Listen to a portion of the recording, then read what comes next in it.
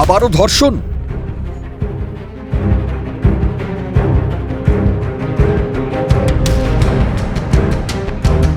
আরজি কর কসবা ল কলেজের পর এবার শিরোনামে আইআইএম জোকা।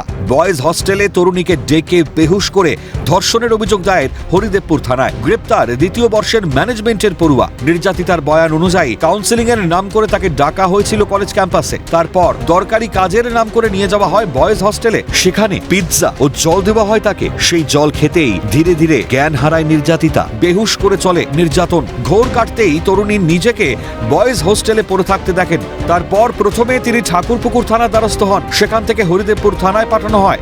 মাদক মিশ্রিত পানীয় খাইয়ে ধর্ষণের অভিযোগ দায়ের করেন ওই তরুণী।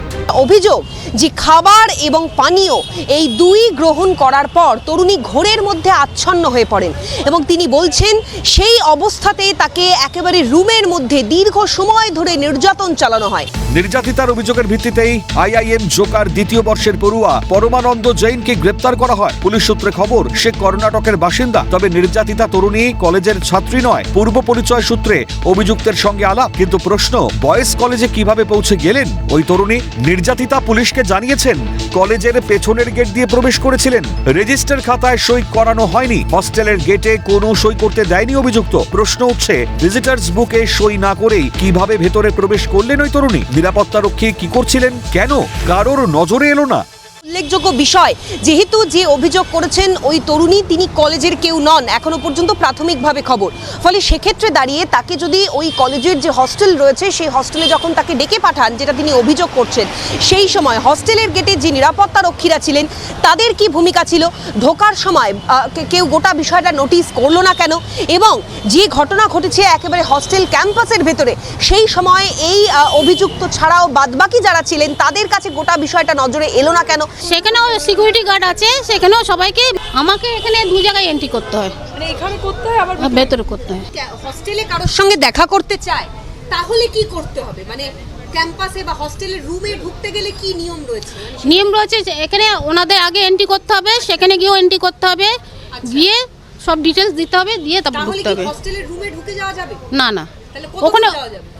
ওইখানে সিকিউরিটি গার্ডের সঙ্গে কথা বলতে হবে, তারপরে ঢুকতে দেবে। এখানে চেকিং করার পর আবারো হ্যাঁ হ্যাঁ হ্যাঁ, ওখানে কি রুমে ঢোকা যাবে? মানে নাম দিয়ে দিলে রুমে চলে যাওয়া যাবে? তা বলতে পারবো না। যদিও নির্যাতিতার বাবার দাবি ধর্ষণের মতন কোনো ঘটনা ঘটেনি। মেয়ে অটো থেকে পড়ে অসুস্থ হয়ে পড়েছিল। হরিদেবপুর থানার পুলিশ তাকে উদ্ধার করেছে। ফোন করেছিল যে ও গাড়ি থেকে পড়ে গিয়ে মানে খুব জোরে গুরুতর অসুস্থ হয়ে গেছে। পরে ওর সেন্স চলে যায়। ওখানে ওকে রেস্কিউ করে রেখে দিয়েছে।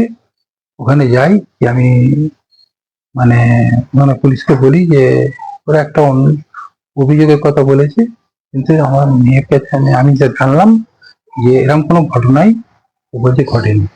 বছর পূর্তি হয়নি আরজি করেন, মাস পেরোলো না কসবা ল কলেজের ঘটনার, আর এর মধ্যেই ফের ধর্ষণের অভিযোগে সরগরম শহর কলকাতা।